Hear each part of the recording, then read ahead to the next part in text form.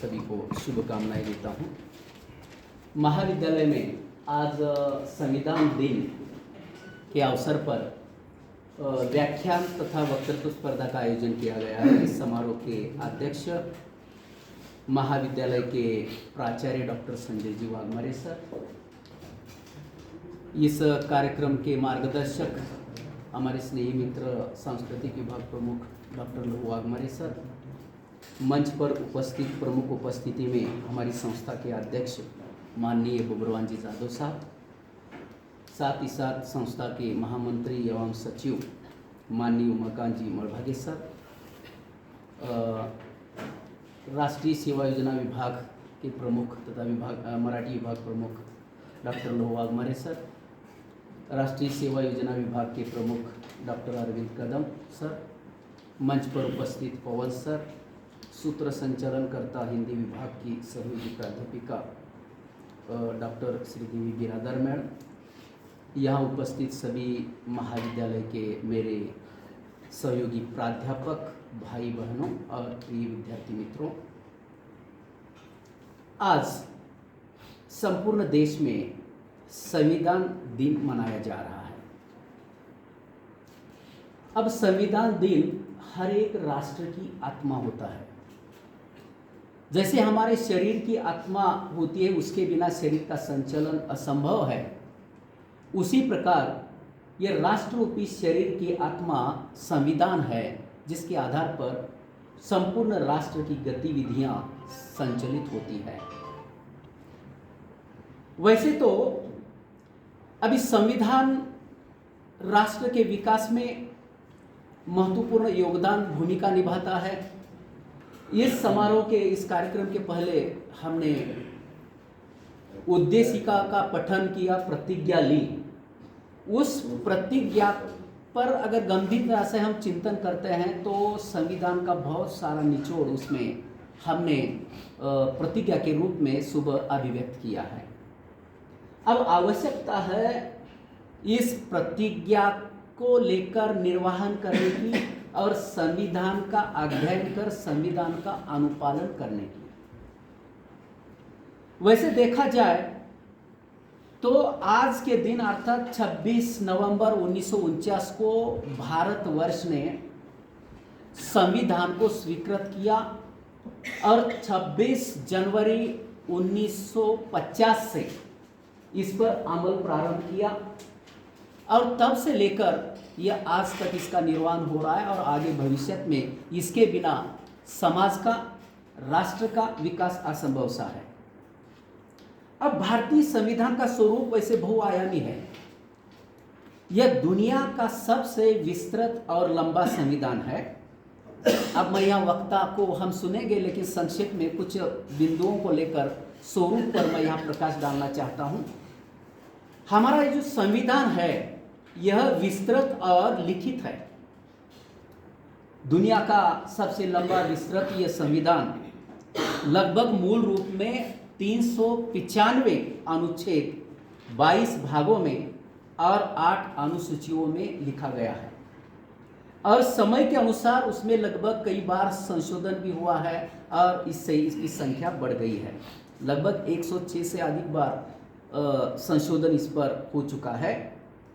दूसरी सबसे महत्वपूर्ण विशेषता संविधान की है कि यह संघीय किंतु एकात्मक प्रवृत्तियों वाला संविधान है।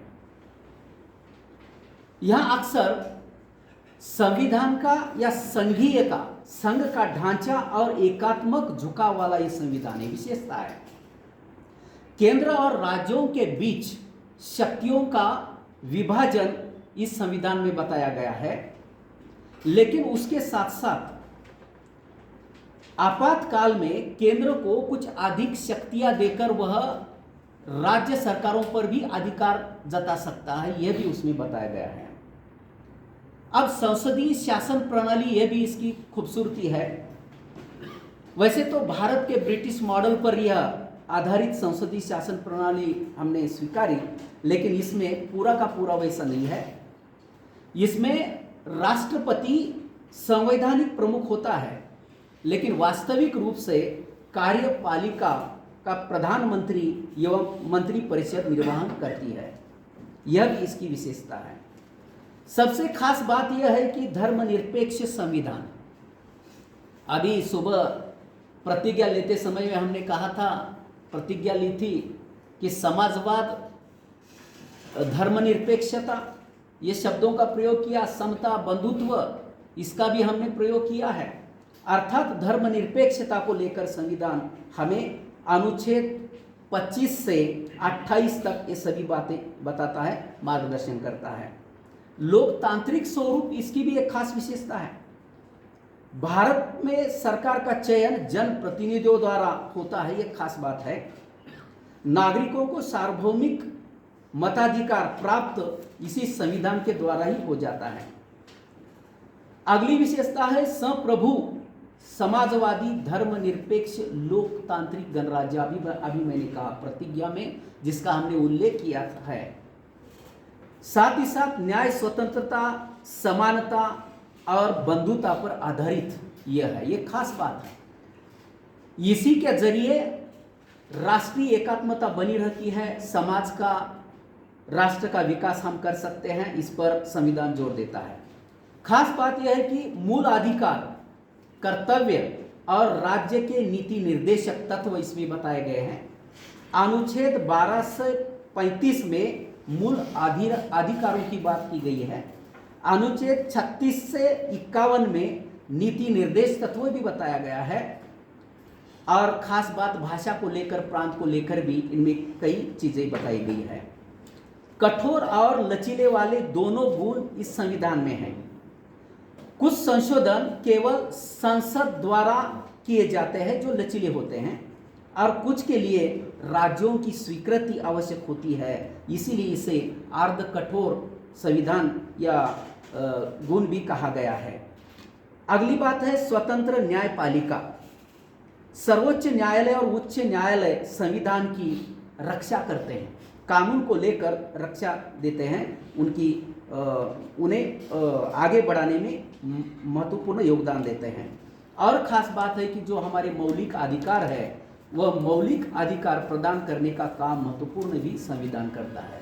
इसे मैंने पहले ही कहा था कि शरीर रूपी आत्मा का संचालन जिस प्रकार आत्मा के बिना असंभव है, उसी प्रकार राष्ट्र का संचालन, राष्ट्र का विकास संविधान के बिना असंभव है।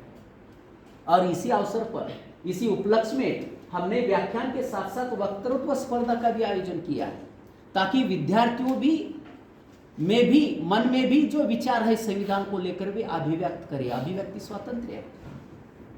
विविध जाति संप्रदाय के परे जाकर यह संविधान किसी विशिष्ट धर्म संप्रदाय से नहीं है, यह संविधान भारत का है।